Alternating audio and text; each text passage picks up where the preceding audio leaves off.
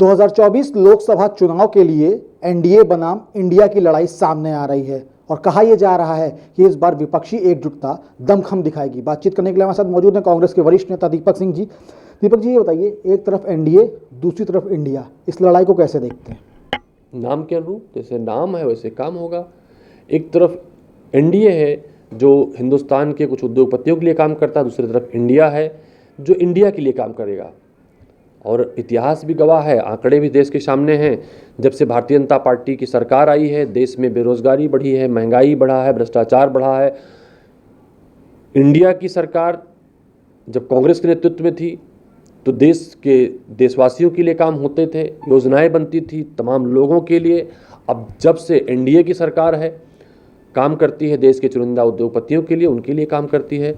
तो कहावत है ना संस्कृत में, तथा नामे तथा गुणे, जैसा नाम वैसा काम। तो कांग्रेस पार्टी के नेतृत्व में तमाम सारे जो घटक दल भारत में लोकतंत्र और संविधान की रक्षा के लिए एक मंच पर आए हैं, वो एक मंच पर होते हुए भारत में संविधान की रक्षा करेंगे, लोकतंत्र की रक्षा करेंगे, देश से भ्रष्टाचार को मिटाएंगे। जिस तरह से ईडी और सीबीआई के दम पर भारतीय जनता पार्टी सरकार चला रही है, उससे निजात दिलाएंगे। सवाल ये उठता है कि इंडिया का गठन तो हो गया, जो विपक्षी दल है वो सब एकजुट हो गए, लेकिन यूपीए कहाँ गया? समय समय पर चीज़ों का बदल, जब उसमें कम घटक दल थे तब यूपीए था। जब पूरा भारत एकजुट है, कई सारे ऐसे दल जो पहले एनडीए के साथ थे तो उन्हें लगा कि राष्ट्रहित वहाँ नहीं है, वहाँ पर व्यक्ति हित है। भारतीय जनता पार्टी अपनी पार्टी के लिए काम कर रही है, देश भर में भारतीय जनता पार्टी कार्यालय बनवा रही है। उन्हें लगा कि भारतीय जनता पार्टी देशवासियों के लिए ही, चुनिंदा उद्योगपतियों के लिए काम कर रही है, तब वो लोग इंडिया के साथ आए हैं। कांग्रेस पार्टी देश के लिए काम करती है और इसका इतिहास भी रहा है। हमने तमाम नेताओं की शहादत दी है।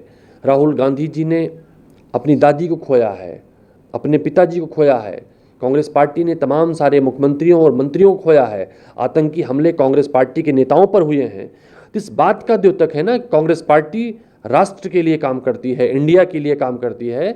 तो विपक्षी दल और विपक्षी ताकतें कांग्रेस पार्टी को निशाना बनाती हैं, तो आज भी निशाना बना रही हैं, वो निशाना बनाएंगी। कांग्रेस पार्टी अपना काम करेगी। इंडिया को मजबूत करने के लिए इंडिया का गठन हुआ है। भारत जोड़ो का ये एक अंश है। जब भारत जोड़ो पर लोगों ने तंज कसा था, तो आज वो तंज कस रहे हैं। तब जवाब उनको भारत जोड़ो के नाम पर मिल गया था, इंडिया का जवाब 2024 मिल जाएगा। एक सवाल और है कि जब इंडिया का गठन हुआ तो उसको हाईजैक कांग्रेस पार्टी ने कर लिया, जबकि इसकी अगुवाई जो है, इसका नेतृत्व जो है वो नीतीश कुमार कर रहे थे। देखिए, कांग्रेस पार्टी के राष्ट्रीय अध्यक्ष मल्लिकार्जुन खड़गे जी ने प्रेस कॉन्फ्रेंस में चीज़ें को स्पष्ट कर दिया है। उसके बाद भी भारतीय जनता पार्टी जो दुष्प्रचार कर रही है उत्तर प्रदेश की इकाई, उससे नीतीश कुमार जी से डर है। स्वाभाविक तौर पर बात है, कांग्रेस पार्टी बड़ा दल है, कई राज्यों में सरकार है, पूरे देश में संगठन है, या तो हम सत्ता में है तो विपक्ष में है। तो ये तो बात को लालू जी ने भी कहा था, नीतीश जी ने कहा, सारे दलों ने कहा था और सब मानते भी हैं। तो भाजपा को क्या दिक्कत है? भाजपा को दिक्कत इसलिए है कि भाजपा की जाने की बारी आ रही है और इंडिया की आने की बारी आ रही है। दुष्प्रचार, अफवाह फैलाना भारतीय जनता पार्टी का काम है, देश के लिए काम करना कांग्रेस पार्टी उसके घटक दल का काम है। तो जो काम हम करते हैं वो काम हम करेंगे, जो काम भारतीय जनता पार्टी करती है भारतीय जनता पार्टी कर रही है। जब पटना में बैठक हुई उसके बाद कहीं ना कहीं कांग्रेस और आम आदमी पार्टी में आरोप प्रत्यारोप का दौर शुरू हुआ। जब बेंगलोर में बैठक हुई तो नीतीश कुमार प्रेस कॉन्फ्रेंस में नजर नहीं आए। अगली बैठक मुंबई में होनी है, क्या लगता है क्या निकल के आएगा इस बैठक के पिटारे से? जब बिहार में बैठक हुई तो आयोजक नीतीश कुमार जी थे। कर्नाटक की बैठक हुई तो आयोजक कांग्रेस थी। महाराष्ट्र में बैठक होगी, आयोजक शिवसेना होगी। तो मुझे लगता है आयोजक ज़्यादा दिखता है, आयोजक ज़्यादा बोलता है। और वहाँ पर नीतीश जी का शो था, ये मल्लिकार्जुन जी का शो था। अगला शो महाराष्ट्र में ठाकरे जी का होगा और वो दूध का दूध पानी का पानी हो जाएगा। भारतीय जनता पार्टी को महाराष्ट्र की बैठक के बाद एक बार फिर शर्मिंदा होना पड़ेगा, क्योंकि देश को वहाँ बहुत बड़ा उत्तर मिलने वाला है। उत्तर प्रदेश की थोड़ी सी बात कर लेते हैं। उत्तर प्रदेश के सुभाषपा के राष्ट्रीय अध्यक्ष ओम प्रकाश राजभर हैं, जिन्होंने 2022 के विधानसभा चुनाव में ये कहा था कि हम मुख्यमंत्री योगी आदित्यनाथ को मठ भेज देंगे। 2024 का चुनाव नज़दीक है और अब वो एनडीए के पास पहुंच गए हैं, यानी एनडीए के मठ में पहुंच गए हैं। उत्तर प्रदेश के सबसे अविश्वसनीय नेता राजभर जी हैं। उन्होंने कहा योगी जी को मठ भेज देंगे, वो खुद योगी जी के मठ में पहुंच गए। उन्होंने कहा सबसे झूठे नरेंद्र मोदी जी हैं, नरेंद्र मोदी जी के शरण में पहुंच गए। वो कब क्या करेंगे वो खुद भी नहीं जानते हैं। तो मुझे लगता है ये डर है भारतीय जनता पार्टी का। डर इसलिए है कि ओम प्रकाश राजभर जो गाली बकते थे, या भारतीय जनता पार्टी के नेता जिन नेताओं के खिलाफ क्या क्या चक्की पीसिंग से लेकर भ्रष्टाचार के आरोप लगाते थे, तो भारतीय जनता पार्टी का डर इन सब को इकट्ठा करने के लिए मजबूर हुआ है।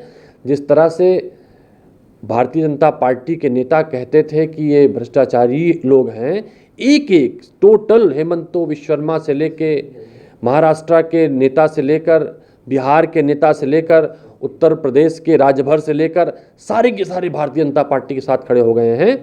तो मुझे लगता है डर ठीक है, लेकिन डर में भ्रष्टाचारियों का कुनबा बनाना तो कुनबा फिर से ढह जाएगा। जो ओम प्रकाश राजभर पहले करते थे वो आगे भी करेंगे।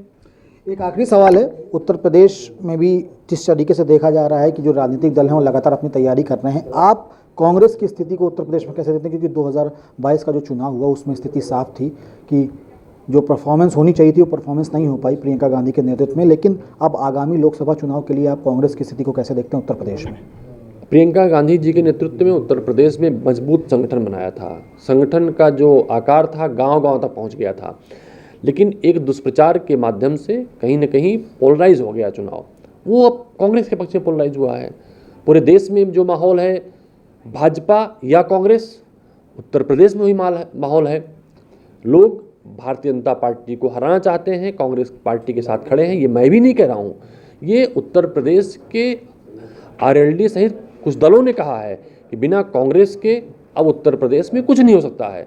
तो कांग्रेस दिखाई पड़ रही है, कांग्रेस सुनाई भी पड़ेगी और 2024 में सत्तासीन होकर भारतीय जनता पार्टी जो ईडी सीबीआई जैसे तंत्रों का उपयोग कर रही है, प्रताड़ित करने का काम करती है पक्षी दलों को, उद्योगपतियों का मदद करने का काम कर रही है, अघोषित इमरजेंसी के तौर पर सरकार चला रही है, उसे मुक्ति दिलाने का काम करेगी। बिल्कुल साफ है। तो कांग्रेस का जो कॉन्फिडेंस है 2024 को लेकर, साफ ये कहा जा सकता है कि 2024 के लोकसभा चुनाव में कांग्रेस पार्टी की महत्वपूर्ण भूमिका रहने वाली है। और ये साफ तौर पर इसलिए भी कहा जा सकता है क्योंकि जिस तरीके से इंडिया का गठन हुआ उसमें राहुल गांधी की क्षमता दिखाई दी। कहीं ना कहीं ये कहना अब लाजमी होगा कि 2024 का जो चुनाव है वो एनडीए बनाम इंडिया जब होगा तो कहीं ना कहीं कई कुछ चीज़ें निकल कर सामने भी आएंगी। वीडियो अनुराग के साथ Abhishek Pandey, daily insider, Lucknow. UP और देश दुनिया की तमाम ताजा तरीन खबरों के लिए गूगल प्ले स्टोर से आज ही डाउनलोड करें हमारा तेजी से उभरता न्यूज ऐप डेली इंसाइडर।